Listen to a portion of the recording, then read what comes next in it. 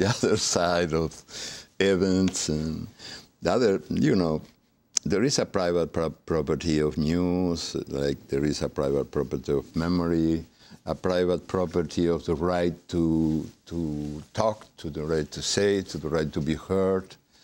And against this monopoly, which is enemy of democracy, we have some democratic answers coming from the bottom of society, from people itself, saying themselves, telling themselves. And this is quite important. It's a change. Usually even some left-wing intellectuals used to believe that people, normal people, ordinary people, workers, were only able to repeat the voices of the masters. They were only able to have echoes, not voices. But they do have voices. Even my friends, my close friends from the priests of the theology of liberation, when they say we are the voice of those who have no voice, it's a big mistake. Everybody has a voice.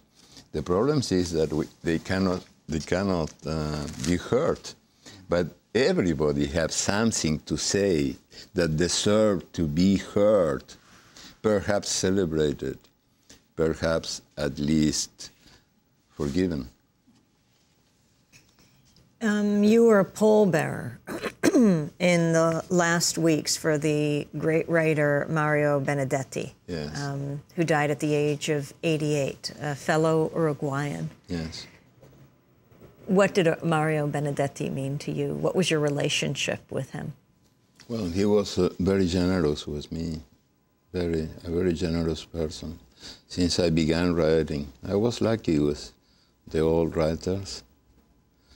20, 30 years older than I.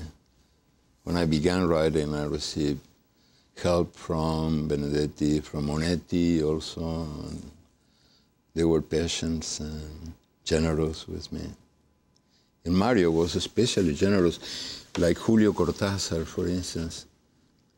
Strange, rara avis, strange specimens in the writers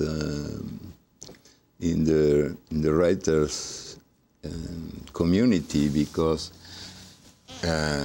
if the world is a zoo, we should be in the jail reserved for how is it, pavos reales, peacocks, no? The pavos reales? Pavos reales, real...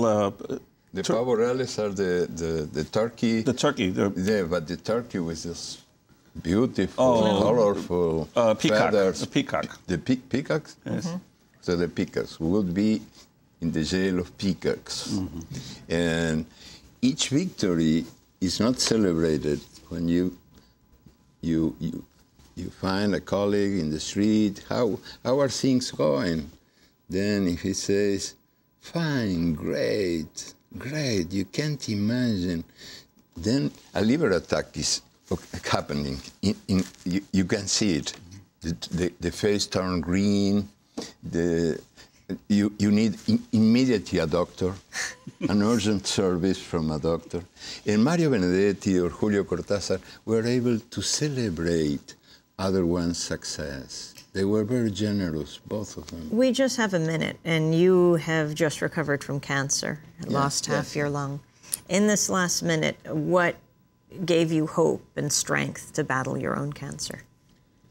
What gave me strength to write? I wrote Mirrors. It was an answer to this challenge. Perhaps we are always challenged by death, by the certitude that someday we will die. No? It's true, it's our destiny. But also the possibility of doing some things.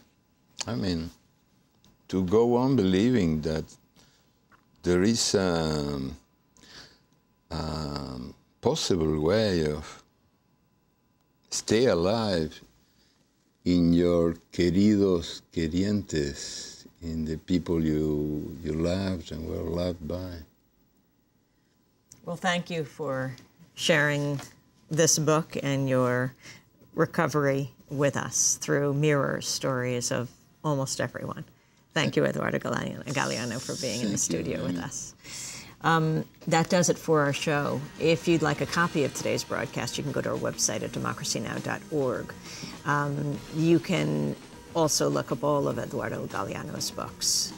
Democracy Now! Is produced by Mike Berkshire, Federico Cadusa, Armata, Angela Comet, Steve Martinez, Nicole Salazar, Hani Masood, Ravi Karen, Mike DeFilippo, Miguel Noguera, Peter Curries, our engineers. Special thanks also to Becca Staley. I'm Amy Goodman with Juan Gonzalez. Thanks for joining us.